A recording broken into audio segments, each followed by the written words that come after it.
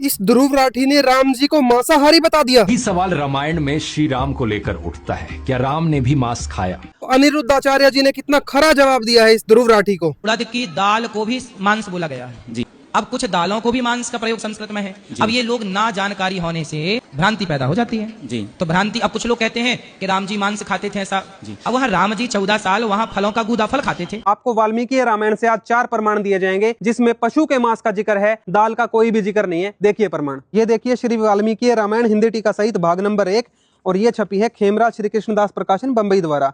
इसमें आ जाओ अयोध्या कांड सर्ग नंबर 56 दोहा नंबर 21 से हम पढ़ेंगे। रामचंद्र जी सेवा करने में एक चित्त लक्ष्मण जी से बोले, इस समय तुम जल्दी से मरग वध करके ले आओ। रामचंद्र जी ने फिर उनसे कहा कि तुम इस मरग के मांस को रांधो, मैं वास्तु पूजा करूंगा। यहाँ पे रामचंद्र जी ने लक्ष्मण जी को मरग को मार के लाने का कहा है, किसी उड़द की दाल का नहीं। अब आप आ जाओ इसी में अरण्य कांड के सर्ग नंबर 47 के अंदर।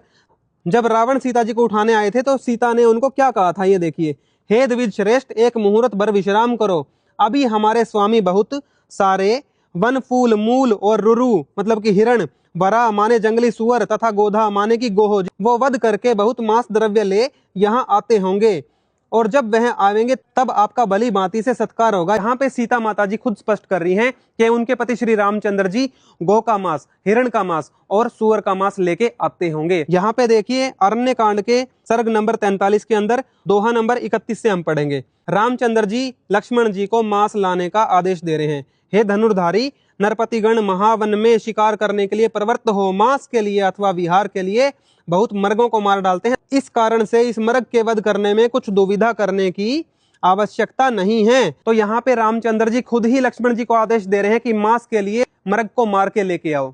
अगला प्रमाण आपको दिखाएंगे वाल्मीकि रामायण हिंदी टीका सहित भाग नंबर 2 से। यहाँ पे देखिए सुंदरकांड सर्ग नंबर 36 है और दोहा नंबर हम पढ़ेंगे 41। हनुमान जी जब सीता माता जी के पास गए तो उन्होंने रामचंद्र जी की स्थिति बयान की थी।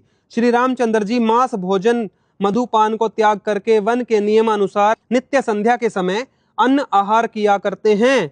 वह 2 दिन छोड़ तीसरे दिन भोजन करते हैं। यहाँ पे हनुमान जी खुद गवाही दे रहे हैं सीता माता को जाके कि रामचंद्र जी ने मांस खाना छोड़ दिया है आपके वियोग में।